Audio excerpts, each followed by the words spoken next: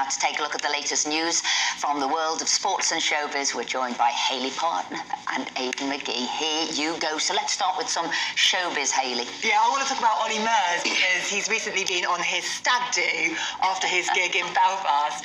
And I was reading about it. I was like, let's see exactly what happened here.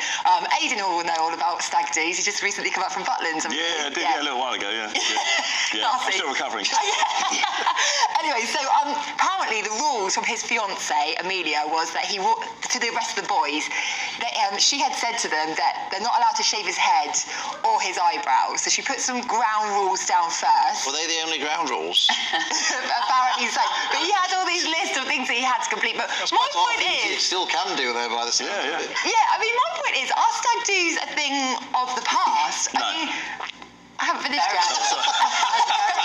I'm wicked laugh. I think personally, if it was me going on a hen night, I just prefer to have like a nice beauty evening, girly dinner. You want a big old do we have to go and get disco? smashed for the whole week? You want a big mucky disco? I think what we made sure that hen nights and stag do's weren't the night before the wedding. I think that was a clever move. Don't do it the night before because it's going to be bad for the wedding day. So move it a couple of weeks before or do whatever and then do whatever you want. Good idea. And there's actually such thing as a sten night, which is when the stag night and the hen night come together. That's too much. I don't agree with that one. I think you should have your separate thing. Do you want Phil turning up on your hen do? No. I still haven't had my stag do. Have you? No. Do you want me to get something sorted? Is there a rule that... I know people at Butlins, you see. Yeah, I'm not sure. But do you have to have the stag do before the wedding? Chris, can I not still have it? I think we should arrange it for you this year. Yeah, I think I'm going to have my... You have to explain that because it was lockdown. Yeah, I know. When there was none of this. So I'm fancying a trip to Las Vegas. But do you think it has to be boys only, dear? I think so, yeah. I've done a stag do in Vegas before. Oh, It wasn't don't go mine, with Aidan. but I have. But Right, I've done one, so I can do a hen do then Barbados then. Hayley and Let's I on do it, that Esther. one. Leave that with me. Aidan and you going to Las Vegas or Butlins, you got mine head or you can go to GBNEWS. It's up to you. The choices are endless. What's happening in the world of sport, Aidan? Not a big announcement yesterday. We're moving closer. We're seeing Anthony Joshua back in the ring on August the 12th against long-term British rival Dillian Whyte. They fought in the amateurs back in the late 2000s. They fought again in 2015. I was at that fight at the O2. Anthony Joshua forcing the stoppage in the 7th. Now, there was an original proposal made about 2 weeks ago. Originally, Dillian Whyte said he didn't want to do it, and then he came back yesterday and realised, actually, I probably want to get in the ring soon. And we've seen a dearth of boxing matches in recent times. You know, we've not seen the top contenders. No one really knows what Tyson Fury is doing at the moment. We've got all these elite contenders at various different weights. Usyk was meant to fight Joshua. We've not actually seen it. And that's what's giving rise to all these like celebrity boxing matches, because there's a vacuum there, and there's no top-level boxing taking place at the moment. And that's why we're seeing Jake Paul, and that's why we're seeing people like Elon Musk trying to take on Mark Zuckerberg in the MMA. But that's why the audience is craving something, and in the absence of all these top fights, they're willing to watch stuff like that. I'm not winding up. You've got Musk and Zuckerberg. Instead of we were saying who was the most ruthless, Kia or Rishi? Should we get them having some sort of boxing match? In the sporting world, I was going to mention Royal Ascot, but then I realised it'd be embarrassing for Hayley.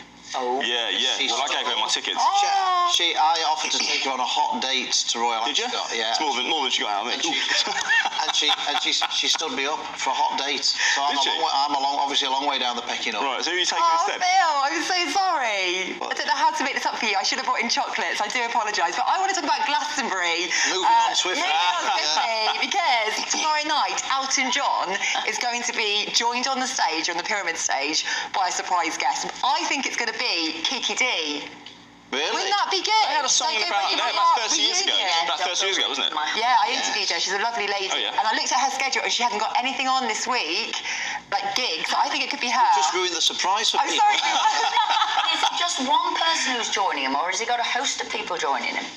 Apparently he has got a few options, but I did hear it could be Britney Spears, iconic. Oh, right. Well, there's a big difference between Kiki D and Britney Spears. He's not got a whole load of people joining him. It's just a couple of options, because I also thought there could be Kylie Minogue in that set of options. She's got a new song coming out. I love her new song. Has she got history with Elton John, though? Has she done a song with him? No, she hasn't. No. But Dua Lipa has. So the Cold Heart, it could be maybe those two. Or Ollie Alexander. They did the collab at the Brit Awards. I was thinking it could be him. So sorry if I've ruined the surprise, but we'll keep you posted. Have you been to Glastonbury before? No, I haven't actually. I've never been. No, I've never done an all-day. I've done a day festival, but not overnight. No, I can't do that. I need my creature comforts, certainly not the accommodation they've got. Well, for indeed. glamping at 25 grand. Yeah, I saw that. Yeah, I know. Not as good as Butlins, though. Talking about expensive, pricey things, transfer for the Premier League, Declan Rice. Yes. Arsenal and Man City appear to be in some kind of bidding war. I wouldn't say it's a bidding war. I wouldn't say it's a bidding war. Do Man City want him, or do they just want to try and stop Arsenal? What do you do? Well, that's part of it. You laugh, but that's actually part of it. What do you do? What did the great Liverpool sides do when they were right at the top of the table in the 70s, when they lost Kevin Keegan? Sorry, when they lost Kevin Keegan, they replaced him with Ken Dalglish. Man United win the treble, they buy Ruud van Nistelrooy. When you're at your peak, that's when you strengthen. And now I think City are seeing an opportunity to do this now, and I think the pull of London will count. I think Declan Rice will probably favour Arsenal. He'll go there probably as captain, and he probably sees the club going in the right direction. He may have kids to consider as well, and that affects the geography and the location and everything. I mean, you'd always choose London over Cheshire, wouldn't you? So Never. No, I wouldn't. I'm loving that strapline. Rice, baby. Yeah, I know. It's brilliant as well. Advert to that. We had a really funny thing when I worked in my previous job. It still cracked you up. We had a bloke called Declan, and whenever he got busy, I'd get everyone to put their hands on him. And he said, "What's the matter?" And I said, "Oh, all hands on deck." Oh dear. God. Oh dear. Don't bother with Help that us- one. help us out, Hayley. Noel Gallagher. Yes, Noel Gallagher has, there's a picture in the paper and he's sitting there at an airport and he literally has got out his guitar to start playing because the flight's been delayed. But the picture's so funny because the people sat there just like turning away from him. And I'm like, oh bless him. But I think that's quite a good thing. Like when you're really bored at the airport, because my flight was delayed a little bit, and like what do you do when you're delayed? Like you want a bit of entertainment. For me, I was like eating, I was having some drinks. It's the only thing to do, It isn't wasn't it? busking, was it? They didn't all turn away because he put a cap on the ground and was wanting some He was eating soup, wasn't he? Was he eating soup? Because you get a roll with it.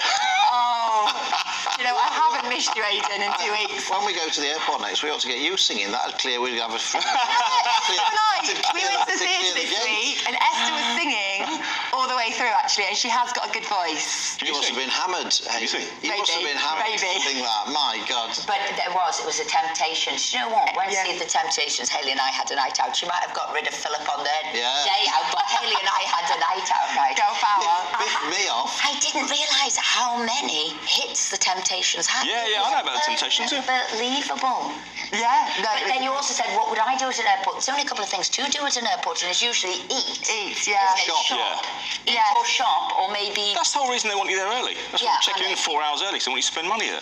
Now, look, I want to also say, because we did do some polls, some GB polls for the show. So before we go, let me tell you what they were. We asked our viewers, do you think this is the start of the end of Putin and Russia's war in Ukraine? That's what we were asking today when we saw now that his military is turning against him. The results are in, and 53.1% said yes, they think it is, and 46.9% said no, they thought it was not. It was tight indeed, but, you know, we've had all those experts on, and they don't think it was the end yet.